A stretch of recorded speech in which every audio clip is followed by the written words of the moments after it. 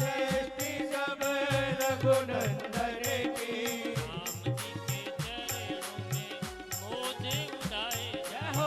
राम जी के चरणों में मोजे उड़ाए जा।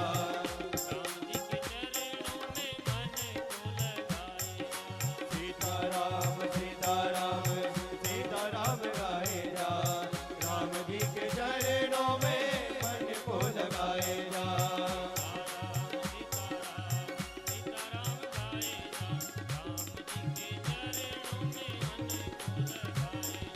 सीताराम सीताराम सीताराम गाए जा। राम जी के चरणों में मन को लगाए जा।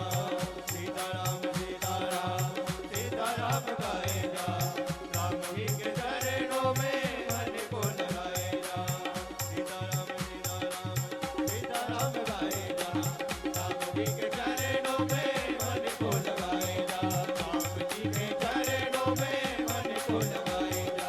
राम जी के चरणों में मन को लगाए जा। बोलिए रामचंद्र भगवान की जय हो।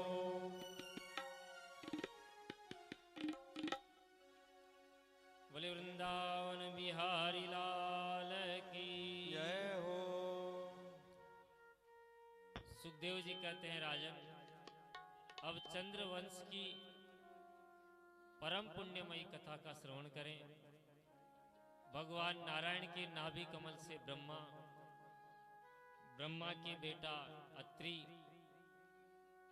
और अत्रि के बेटा हुए चंद्रमा, इन्हीं से चंद्रवंश प्रारंभ हुआ। चंद्रमा के बेटा बुध, बुध के बेटा पुरुरवा हुए। इन्हीं पुरुरवा का दूसरा नाम एल था। राजा एल का विवाह उर्वशी अप्सरा से हुआ। इनकी आयु, शतायु, सत्यायु, रय, जय, विजय आदि 6 बेटा हुए। इन्हीं के प्रतापी वंश में आगे चलकर महाराज नहुस का जन्म हुआ। नहुस के भी यति, ययाति, संयाति, आयति, वियति, कृति आदि 6 बेटा हुए। और उनमें सबसे बड़ा बेटा यति सन्यासी हो गया। दूसरे बेटा के 2 विवाह हुए। पहला विवाह शुक्राचार्य जी की बेटी देवयानी से, दूसरा विवाह वृषपर्वा की पुत्री शर्मिष्ठा। ययाति की यदु, तुर्वसु, द्रयु, अनुपुरु आदि 5 संतानें हुई। इन 5 संतानों में सबसे छोटे बेटे का नाम पुरु था, जो पिता का अनन्य भक्त था। शुक्राचार्य जी के शाप से जब ययाति बुढ़े हो गए तो वह वृद्धावस्था पुरु ने अपने ऊपर धारण कर ली और अपनी युवावस्था पिताजी को प्रदान कर दी। इसलिए ययाति ने पुरु को ही चक्रवर्ती सम्राट घोषित किया और बड़े पुत्रों को शापित किया कि तुम्हारे वंश में कोई चक्रवर्ती नहीं होगा। यही इस चंद्रवंश को श्राप लगा। सुखदेव जी कहते हैं, परीक्षित, पुरुवंश में ही राजा दुष्यंत का जन्म हुआ और इनके बड़े ही प्रतापी पुत्र भरत हुए, जो बचपन में ही सिंहों से क्रीड़ा करते थे। इसी प्रतापी वंश के राजा रंतिदेव हुए, जिन्होंने सूखा पड़ जाने पर अपनी प्रजा में सर्वस्व खजाना लुटा दिया और 49 दिनों तक स्वयं भूखे बैठे रहे। ऐसे प्रतापी पुरुवंश में परीक्षित तुम्हारा भी जन्म हुआ। तुम पुरुवंशी हो और पुरु महाराज के जो सबसे बड़े भाई थे यदु, उनसे चला यदुवंश।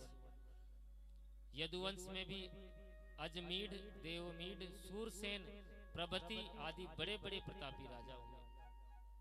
महाराज सूरसेन के बेटा आनक दुंदुभी और इन्हीं का नाम है वसुदेव। वसुदेव की 7 पत्नियां थी और उनकी 7वीं पत्नी देवकी के गर्भ से 8 संतानें हुई।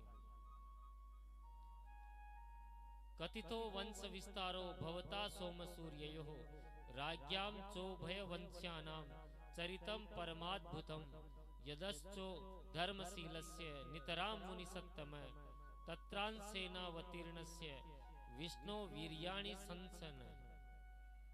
परीक्षित ने बड़ा सुंदर प्रश्न किया कि भगवान, आपने सूर्यवंश की वंशावली और चंद्रवंश के राजाओं की गाथा तो बहुत लंबी चौड़ी सुनाई, पर जब मेरे प्यारे प्रभु की चर्चा आई तो इतनी जल्दी चटपट कह गए, जिनके लिए मैं इतना उतावला बेटा हूं।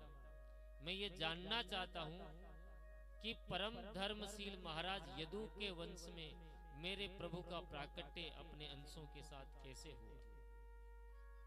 महाराज, जिज्ञासाएं तो बहुत है। मैं जानता हूं कि श्री कृष्ण भवरोग की मीठी दवा है।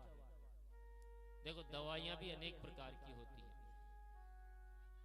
एलोपैथी का भरोसा नहीं, कब कौन सी दूसरी बीमारी पैदा कर दे। और आयुर्वेद है तो बहुत बढ़िया, पर परहेज इसमें खूब रखना पड़ता है, मुंह कड़वा कर देती है। और बीमारी पर होम्योपैथिक बढ़िया मीठी दवा है। आयुर्वेद है, 2-2 गोली 2-2 घंटे में चूसते जाओ, मुंह भी मीठा होता रहेगा और रोग भी जाता रहेगा। वैसे ही कृष्ण कथा जो औषधि है वह भव रोग की बड़ी मीठी दवा है। योगाभ्यास करते करते किसी में कोई गड़बड़ हो गई तो वो गिर भी सकता है। ज्ञान में ज्ञान अभिमान का डर है, पर भक्ति रस में कोई डर नहीं महाराज। बिल्कुल मीठा है भक्ति रस। गोविंद के चरण कमलों का ध्यान करते जाओ और उसकी रूप सुधा का पान करते जाओ और जन्म मरण की बीमारी जड़ से मिटाते जाओ। निवर्तते रूप गीत मानाद भवो कदी विरामाद। कह उत्तम श्लोक गुणानुवादात पुमान विरज्येत विना पशु ज्ञान। परम निवृत्ति पारायण परमहंसाचार्य श्री सुखदेव जी के द्वारा बनाई गई ये मीठी दवा है। सुनने में भी मीठी है और जन्म मरण रूपी भव रोग को मिटाने में भी मीठी है। और ऐसी मीठी दवा कौन नहीं पीना चाहेगा। परीक्षित कहते हैं कि भगवान केवल भव रोग की मीठी दवा मात्र नहीं है, ये आने जाने का बंधन भी छुड़ाने वाली है। तो मात्र इसलिए मैं कृष्ण कथा नहीं सुन रहा हूं कि केवल ये भव रोग को मिटाने वाली दवा है। मेरे पूर्वजों ने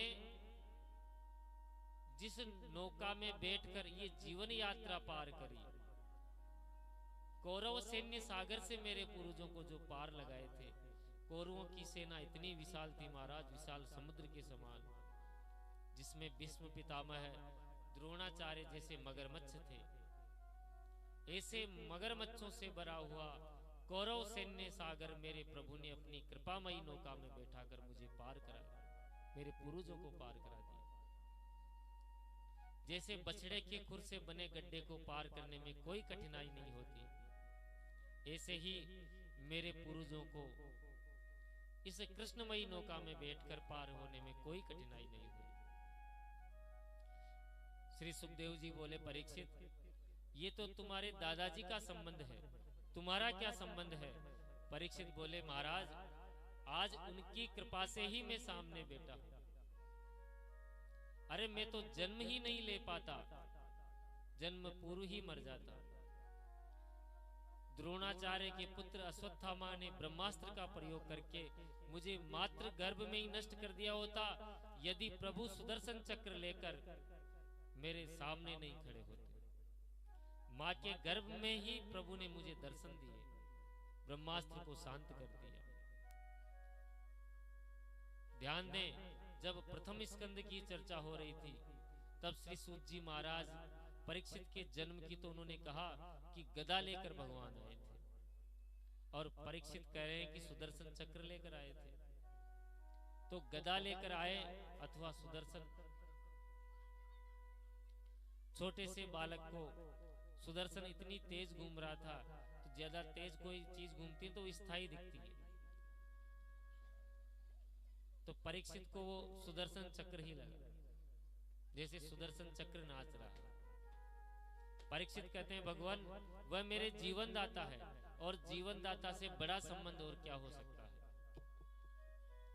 बहुत सारी जिज्ञासाएं मेरे मन में है, मैं कहां तक आपसे पूछूं। महाराज मैं जानना चाहता हूं कि माँ शब्द में कितना ममत्व होता है, पर जिसके नाम से ही दो माँ हो तो मामा तो बहुत प्यारे होते हैं। फिर भगवान ने अपने मामा जी को क्यों मार डाला? और मैं ये भी जानना चाहता हूँ कि दाऊ जी महाराज देवकी माँ के सप्तम पुत्र थे और रोहिणी मैया के भी बेटा थे, तो एक दाऊ जी दो माओं के बेटा कैसे हुए? देखिए महाराज, आप मेरे भूख प्यास की चिंता बिल्कुल नहीं करें। 4 दिन हो गए, मुझे पता ही नहीं चला कितनी जल्दी समय बीत गया, क्योंकि आपके श्रीमुख से भगवत चरित्र प्रवाहित हो रहा है। इस चरितामृत पान करने के बाद ही भूख प्यास का भी पता नहीं चलता। भगवान की कथा 3 तरह से कल्याण करने वाली है। जो भगवान की मधुर कथा का गान करता है, भगवान के चरित्रों के बारे में प्रश्न करता है और प्रश्न पूछ रहा है, बता रहा है, जो तीसरा सुन रहा है। एक तो जो प्रश्न पूछता है उसका कल्याण होता है, जो कथा कहता है उसका कल्याण होता है, तीसरा इन दोनों का संवाद सुनने वाले का भी कल्याण हो रहा है। सुखदेव जी और परीक्षित के माध्यम से वहां जो तमाम ऋषिगण बैठे थे गंगा तट पर, उन सभी का भी कल्याण हो रहा है। जैसे भगवान शालिग्राम का हम अभिषेक करते हैं तो भगवान का चरणामृत जो लेकर वितरण करता है उसका भी कल्याण होता है, और चरणामृत पान करने वाले का भी कल्याण होता है, सबका कल्याण होता है। ऐसे ही सुखदेव जी ने हमारा भी कल्याण कर दिया। सुखदेव जी अब गदगद होकर सुना रहे हैं, परीक्षित ध्यान से सुनो। जब इस धरातल पर कंस और जरासंध नामक जैसे राजा पापाचरण करने लगे तो पृथ्वी पापियों से पीड़ित होकर समस्त देवताओं के साथ मिलकर ब्रह्मा जी के पास भगवान की आराधना करने हेतु पहुंची। सबने प्रभु की आराधना की तो ब्रह्मा जी के हृदय में प्रभु का आदेश हुआ। यह आदेश ब्रह्मा जी ने सब देवताओं को सुनाया कि सुनो सुनो, प्रभु की आज्ञा हो गई है। क्या हुई है कि वसुदेव गृहे साक्षात भगवान पुरुषः परः जनिष्यते तत्प्रियार्थम संभवन्तु सुरस्त्रियः। भगवान वासुदेव का प्राकट्य वसुदेव जी के घर में बहुत जल्दी होने वाला है। अब यहाँ प्रश्न आता है कि भगवान तो मामा कंस के जेल खाने में आए, वसुदेव के घर में थोड़ी आए। तो घर कहते हैं गृहिणी से, जहां घरवाली रहे, स्त्री रहे। ईंट गारे के मकान को घर नहीं कहते। वसुदेव जी की पत्नी देवकी जहां निवास करे, दोनों पति पत्नी, वही उनका घर होता है। वसुदेव जी की पत्नी देवकी के गर्भ में प्रभु का प्राकट्य होने वाला है। ब्रह्मा जी सभी देवताओं को आदेश देते हैं कि तुम सब अब मथुरा में, वृंदावन में जाओ, क्योंकि प्रभु अकेले नहीं है। संभवन्तु सुरस्त्रिय है, आदेश दिया है, अपनी अपनी देवियों के साथ वहां जाओ। भगवान अकेले नहीं आएंगे। जनिष्यते तत्प्रियार्थम, तत्प्रियार्थार्थ श्री राधा रानी किशोरी जी भी साथ आएंगे। भगवान की आह्लादिनी शक्ति राधा रानी भी वृषभान नंदिनी बनकर बरसाने में आ रही है। इसलिए तुम भी अपनी देवियों को लेकर उनकी रक्षा के लिए चलो। तब महाराज सभी देवी देवता विमुग्ध हो गए। विविध रूपों में मथुरा मंडल में सभी देवी देवताओं का अवतार होने लगा। मोक्षदायिनी परम पावनपुरी मथुरा में भगवान का नित्य निवास है। यत्र नित्यम सन्निहितो हरि, यहाँ के राजा महाराज उग्रसेन बहुत ही धर्मात्मा है, पर इनका बेटा हो गया कंस। कसी हिंसायाम धातु से कंस शब्द बना, अर्थात हिंसा करना ही जिसका उद्देश्य हो, जिसकी स्वाभाविक प्रवृत्ति हिंसा में, वो कंस। मार काट लड़ाई झगड़ा जिसे बेहद प्रिय हो, वो कंस। इतना क्रूर प्रवृत्ति का महाराज एक बार तो अपने पिताजी को ही उठाकर जेल खाने में पटक दिया और मथुरा की गद्दी जो है बलपूर्वक हड़प ली। एक बार इस कंस की दृष्टि अपने चाचा देवक महाराज की बेटी देवकी पर पड़ी उसने देखा हमारी बहन सयानी हो गई, चलो इसका संबंध किया जाए। तो वसुदेव महाराज के पास आकर संबंध पक्का कर दिया। गाजे बाजे के साथ धूमधाम से बारात लेकर वसुदेव जी आए, हर्षोल्लास पूर्वक विवाह भी कर दिया। तो कंस ने ऐसा नाटक किया कि ये जनता जो हमें इतना क्रूर समझ रही है, इतना दुष्ट समझती है, तो महाराज उस देवकी के विवाह में अपने चाचा की पुत्री जो उसकी बहन लगती है, उसके विवाह में इतना रोया कि सारी देव जो जनता थी वह उसे दयालु प्रवृत्ति समझने लगी। और कंस चाहता भी यही था कि जनता मुझे इतना क्रूर समझ रही है, ये मुझे दयालु समझे। देवताओं ने देखा कि यदि जनता इसको दयालु समझेगी, और हो सकता है समझते समझते इसके हृदय में भी दयालुता का भाव आ जाए, तो फिर इसका उद्धार कैसे होगा महाराज। तुरंत देवताओं ने आकाशवाणी कर दी, अस्यास्त्व अष्टमो गर्भो हंता याम वह से बुध है। हे अबुधे कंस, हे अज्ञानी कंस, जिस बहन के विवाह में तू इतना भावुक हो रहा है, इसी देवकी की 8वां गर्भ तेरा काल बनेगा। जो ये शब्द कंस ने सुना महाराज, सारा प्रेम गायब हो गया। एक क्षण में तलवार खींच ली और देवकी के केस पकड़कर रथ से नीचे पटक दिया। भगिनी हंतु माम रब्दह खड्ग पाणी कचे ग्रहीत। सारी प्रजा समझ गई, अरे राम राम, ये तो सचमुच का बड़ा दुष्ट है। ये केवल दिखावे के लिए इतना नाटक, 1 मिनट में इसकी सारी प्रक्रिया परिवर्तन हो गई। दुष्टों की प्रीति पानी में खींची गई लकीर के समान होती है, तुरंत बनते भी देर नहीं और मिटते भी देर नहीं, पग पग पर रूप बदलती है महाराज। जो देव की मां को मारने के लिए प्रयत्नशील हुआ कंस, त्यों ही वसुदेव जी ने दौड़कर उसका हाथ पकड़ लिया। पति का अर्थ है पातिम रक्षति, जो अपनी पत्नी की रक्षा हर प्रकार से करे वह पति।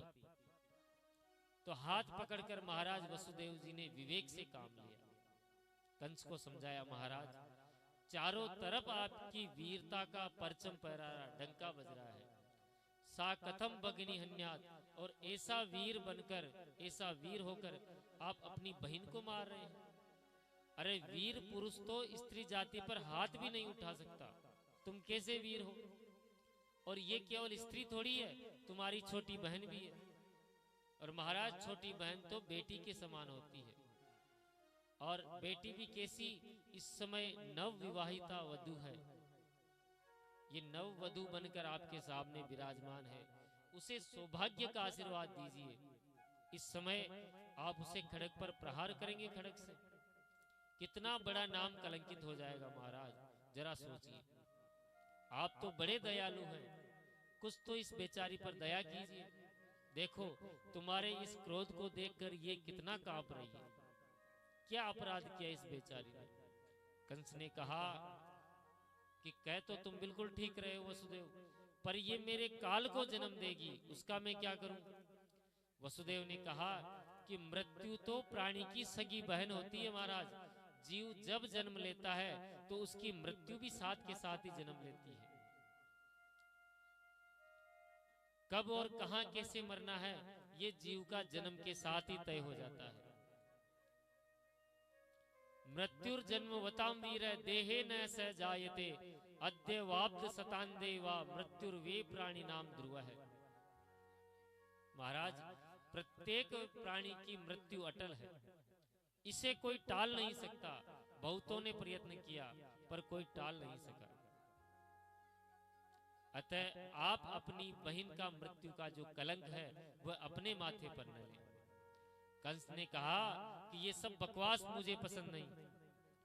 अब वसुदेव जी ने फिर विवेक से काम लिया कि कुछ करना तो पड़ेगा। इस समय जितना हो सके काल को टालने का प्रयत्न करना चाहिए। तुरंत बोले, अच्छा ठीक है, यदि तुम्हें देवकी के पुत्रों से भय लग रहा है तो मैं वसुदेव आपको वचन देता हूं महाराज, पुत्रान समरीष्यस्या यतस्ते भयमुत्थितम्, देवकी के समस्त पुत्र मैं तुम्हें सौंप दूंगा। तुम्हें पुत्रों से भय है तो तुम्हें जो दिखावे सो करना। कंस को ये बात कुछ समझ में आ गई, मेरी बहन है, विवाह की बेला है, इसमें इतने संबंधी आए हुए हैं, चलो ठीक है वसुदेव, तुम्हारा वचन है तो मैं छोड़ देता हूं, पर जितने भी बालक हो मुझे सौंपने होंगे, मुझे स्वीकार है महाराज।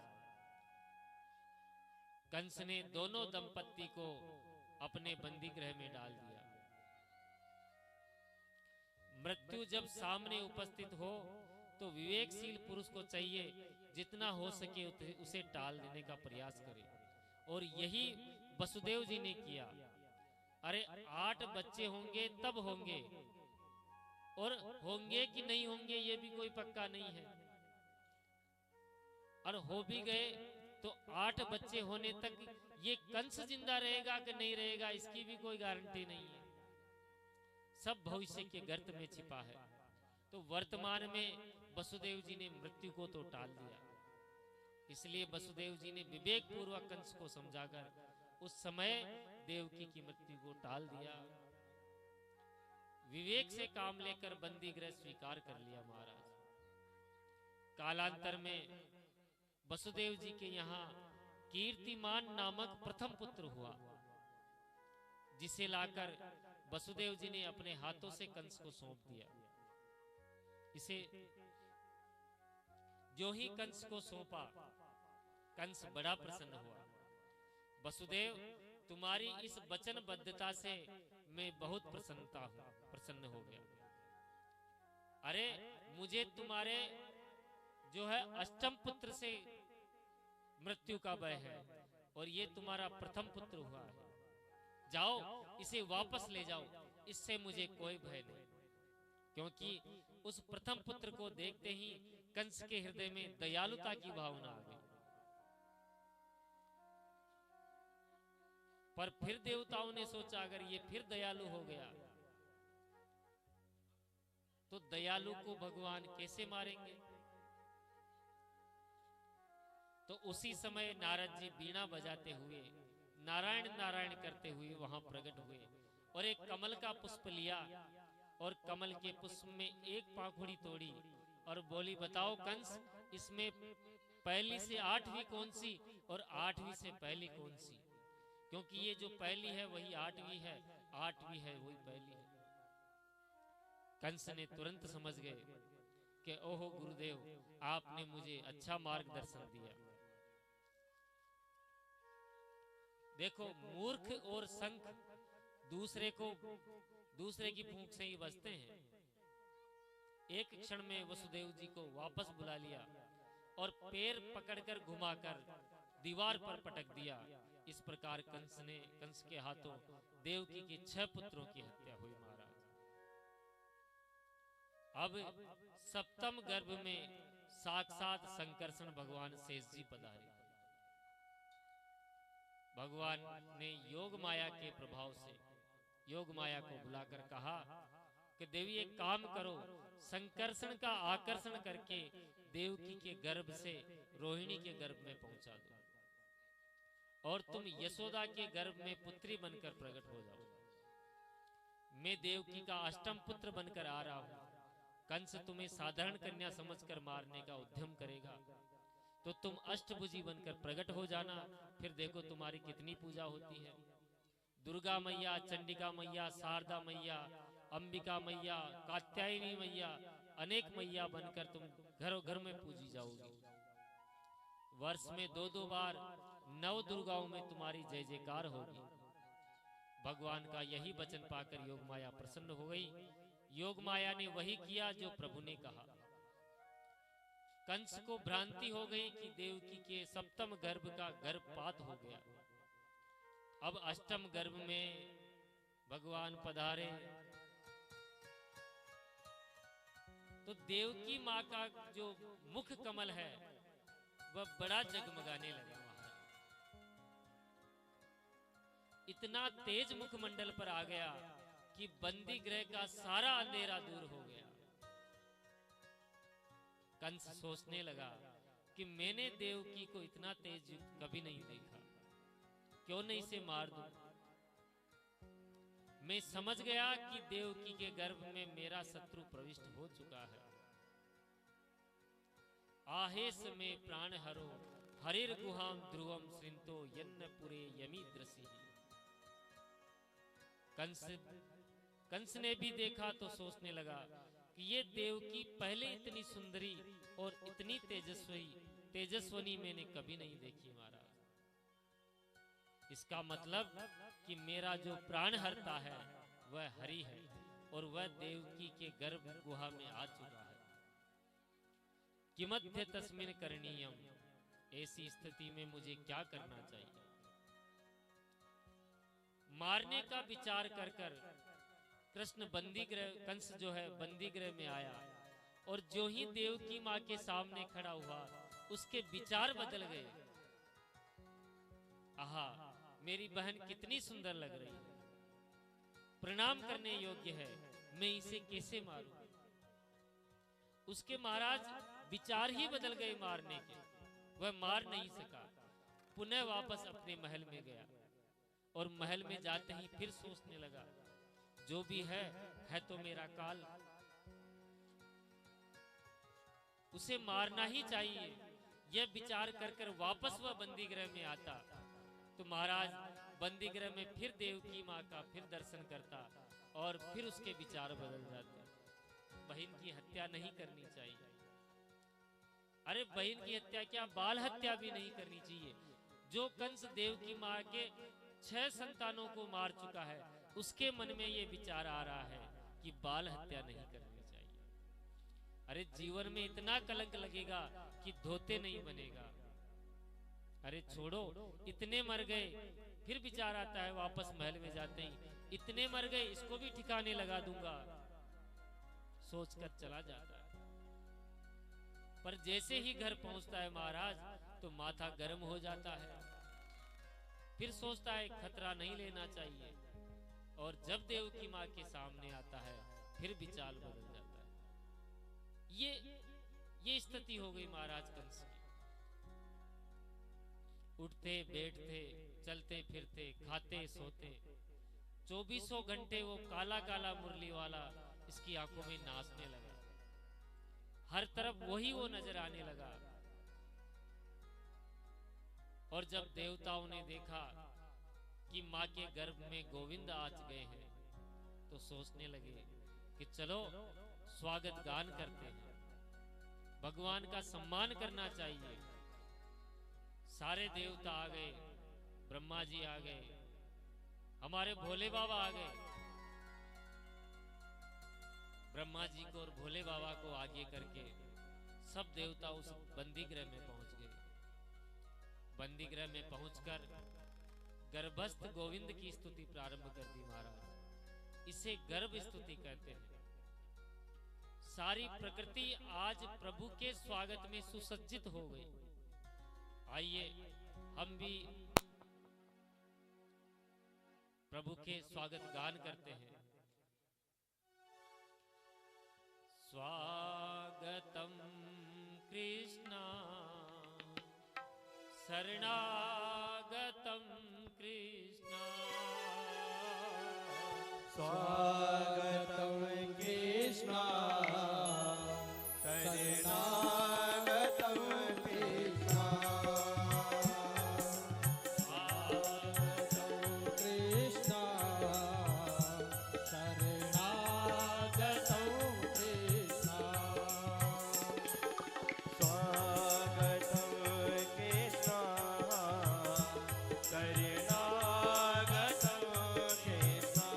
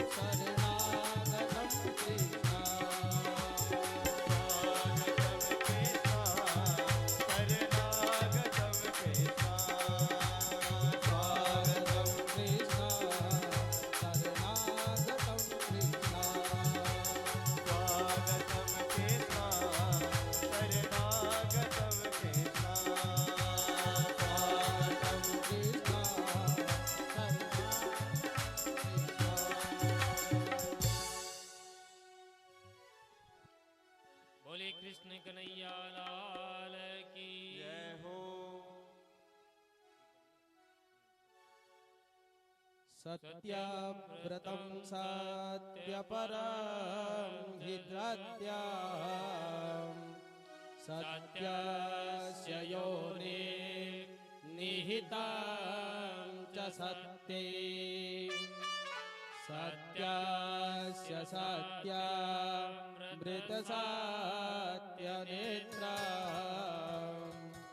सत्यात्मकं त्वां शरणं प्रपन्नः। बड़ी सुंदर स्तुति देवताओं ने करी।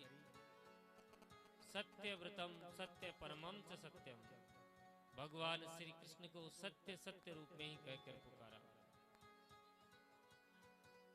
स्तुति गाई। और दिष्टयाम्बते कुक्षी गतः परः पुमान, हे माँ आप कितनी भाग्यशालिनी है कि जो अनंत कोटि ब्रह्मांडों का अधिनायक नारायण है, प्रलय के समय जो सबको पेट में रखकर सो जाता है, वह परमात्मा तेरे पेट में समा गया।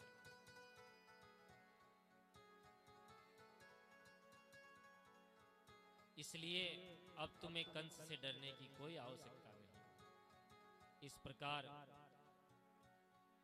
मां देवकी को सभी देवता ब्रह्मा जी सहित समझा बुझाकर अंतर्धान हो गए। अतः सर्व गुणोपेत कालः परम शोधन, ऐसा सुंदर समय आ गया कि काल का शोभन हो गया, परम शोभन काल हो गया। अब भगवान के प्राकट्य का शुभ समय आ गया। काल भी जिसके नाम से कंपायमान हो जाता है, कांप जाता है, बहुत खतरनाक हो जाता है। महाकाल के नाम से काल भी डर जाता है।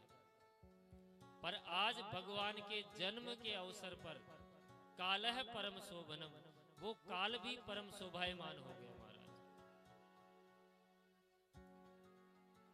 भादो का महीना आ गया, कृष्ण पक्ष से आ गया, मध्य रात्रि 12 बजे का समय, रोहिणी नक्षत्र आ गया, हर्षण योग आ गया और भवकरण आ गया।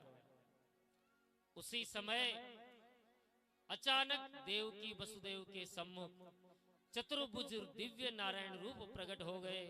बोले बाल कृष्ण लाल की। उस अद्भुत बाल छवि को देखकर सबने हाथ जोड़े, देवकी वसुदेव स्तुति करने लगे। तमद्भुतम बालकमंबुजेक्षणम चतुर्भुजम शंख गदार युधायुधम। इस अद्भुत बालक को देखा। अब बालक अद्भुत क्यों? भाई बच्चे तो 2 हाथ वाले होते हैं, पर ये 4 हाथ वाला। 4 हाथ वाला कभी बालक देखा आपने? तो यदि 4 हाथ वाला बालक होगा तो अद्भुत ही होगा।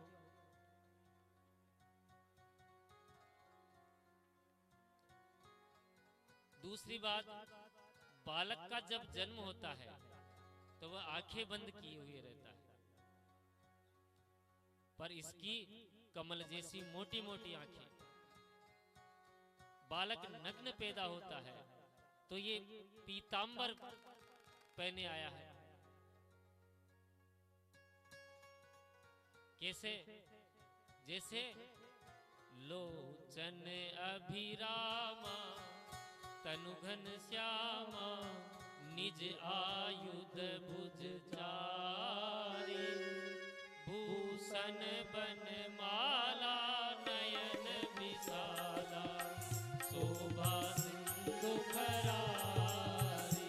कहे तुरे करे जोरे स्तुति तोरे कहे विधि करो अनंता माया गुण ज्ञाना वेद अमाना वेद पुराण भवंता।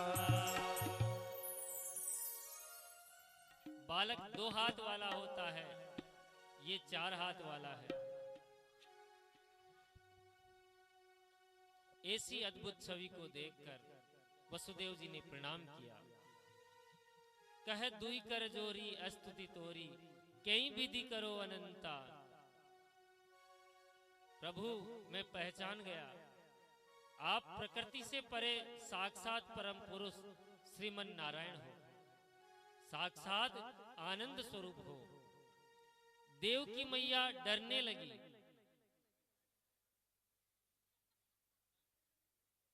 मन में वसुदेव भी बार बार संकेत कर रहे हैं कि महाराज जल्दी कीजिए, मेरा ये कंस राजा नहीं आ जाए। तो भगवान हंसकर बोले, माताजी, पिताजी, आप मामा जी की चिंता मत करो। मेरे हाथ में ये सुदर्शन चक्र को आपको नहीं दिख रहा। अभी जो करना है वह मैं करूंगा, आप कुछ चिंता मत करो। प्रभु क्या बोलते हैं? करुणा सुख सागर सब गुण आगर, जहीं गावहीं श्रुति संता। सो मम हित लागी जन अनुरागी, भयउ प्रगट श्रीगंधा। ब्रह्मांड निकाया निर्मित माया, रोम रोम वेद वेद कहे। मम और सोबासी यह उपरासी, सुनत धीर मत धीर हरे। भगवान बोलते हैं कि आपको अभी भी मामा जी की चिंता सता रही है। अरे आपको मेरे हाथ में ये सुदर्शन चक्र नहीं दिख रहा? देवकी और वसुदेव सब समझ गए और फिर क्या स्तुति गाते हैं? उपजा जब ज्ञाना प्रभु मुस्काना, चरित बहुत विधि कीनी कही। कही कथा सुहाई मात बुझाई, यही बेकार सुत प्रेम लही।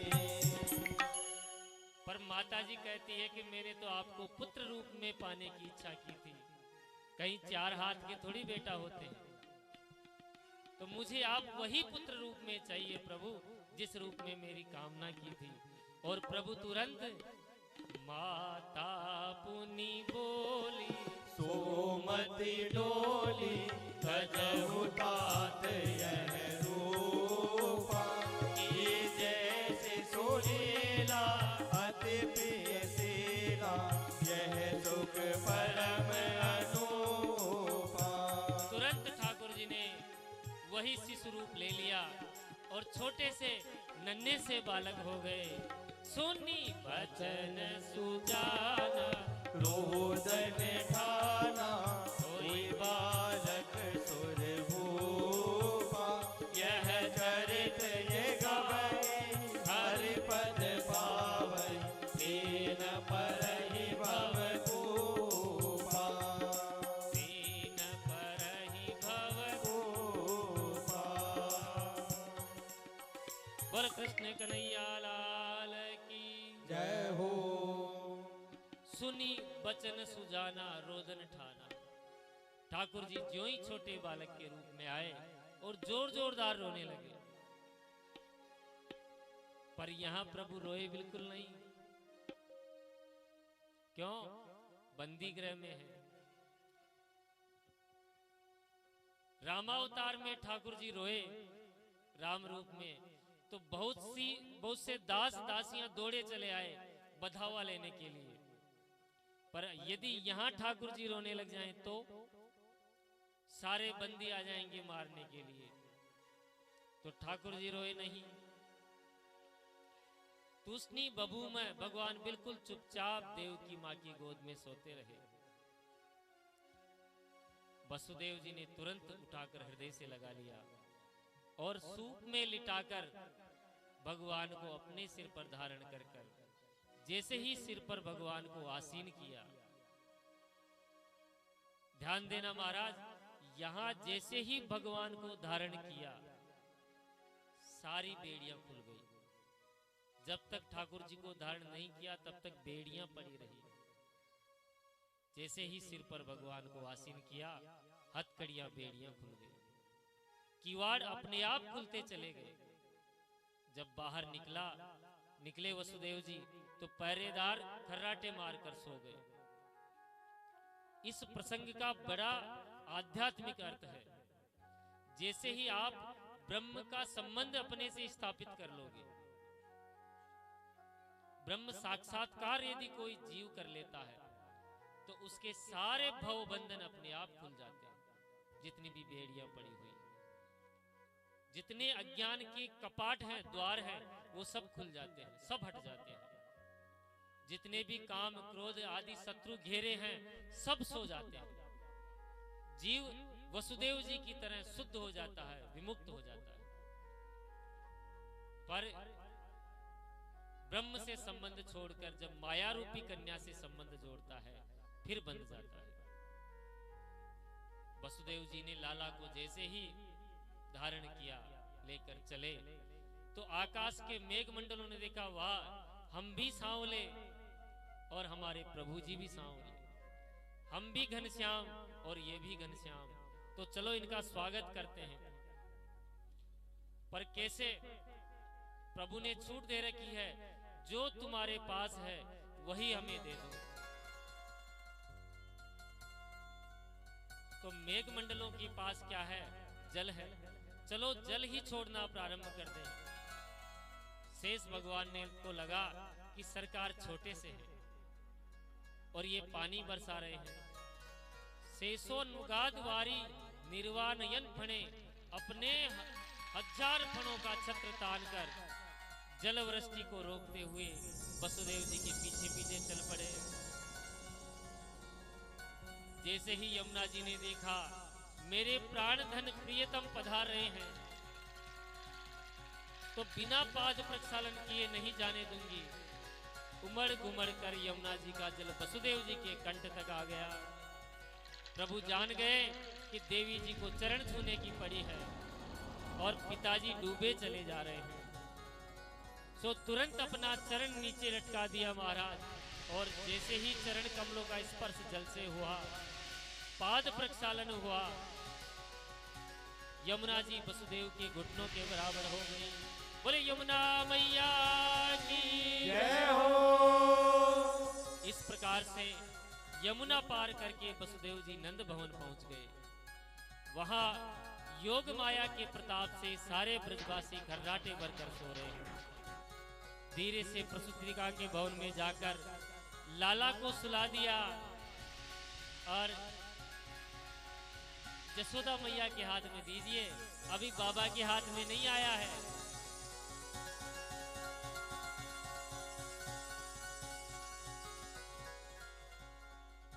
प्रसूतिका गृह में जाकर वसुदेव जी ने लाला को देवकी मैया के पास में सुला दिया और जो माया रूपी कन्या थी उसको धारण कर लिया।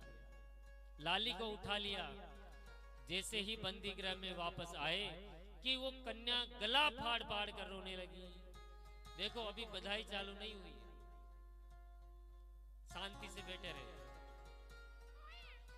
जैसे ही माया ने रोना प्रारंभ किया, बंदी गृह के सभी चौकीदार पहरेदार जाग गए। हथकड़ियां बेड़ियां वापस लग गई और सभी पहरेदारों ने कंस को जाकर सूचित किया। कंस ने जब आकर देखा, उस कन्या को देखा, तो वह कन्या को जैसे ही वह दीवार पर पटकने वाला था, वह कन्या विद्युत बिजली के रूप में कड़कड़ा कर उड़ गई महाराज, और बोली, रे मूर्ख, तू मुझे मारना चाहता है, तुझे मारने वाला तो पैदा हो गया। कंस कांपते हुए बोला, बहन जी कहाँ पैदा हुआ, किस घर में हुआ?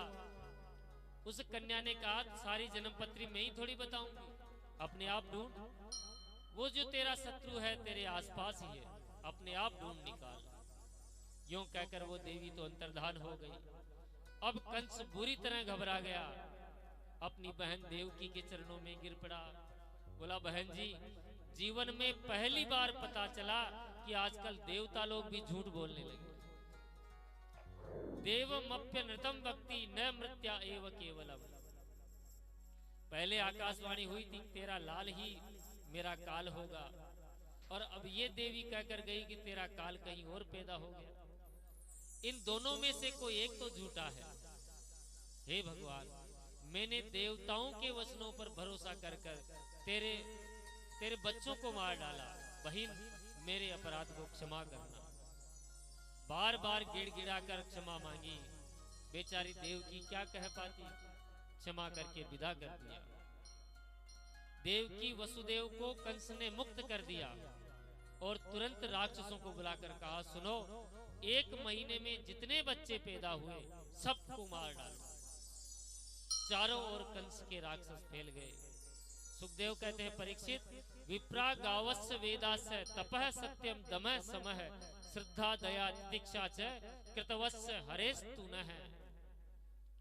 जो वेदों पर प्रहार करते हैं, गायों पर अत्याचार करते हैं, तपस्वियों को सताते हैं, सत्य का आचरण नहीं करते, जिनके हृदय में श्रद्धा नहीं होती, दया जिनके हृदय से समाप्त हो गई, वो साक्षात नारायण के अपराधी हैं। वह अपनी मौत अपने हाथों अपने कर्मों से ही बनाते हैं। कंस का अत्याचार चारों तरफ बढ़ गया महाराज। पर अब इधर नंद भवन में क्या हुआ? नंदस्वात्मज उत्पन्ने जाता लादो महामने आहूय विप्रान वेद ज्ञान स्नातः सुचिर लंकृत है। नंद भवन ब्रजमंडल की कथा बड़ी रसमयी कथा है। नंद बाबा 90 साल के डोकरा है गए, पर कोई छोरा छापरा ना भयो। एक दिन संत ब्राह्मणन की मंडली आई तो नंद बाबा ने चकाचक खीर मालपुआ की पंगत करवाई। जैसे ही संत जी ने डकार भरी तो संत बाबा के मुंह से आशीर्वाद निकल गया, पुत्रवान भव। नंद बाबा बोले, महाराज 90 साल का डोकरा हो गया, इस बुढ़ापे में आपने ये क्या आशीर्वाद दे गया? महात्मा बोलते हैं कि देखो, संतों का आशीर्वाद कभी निष्फल तो जाएगा नहीं।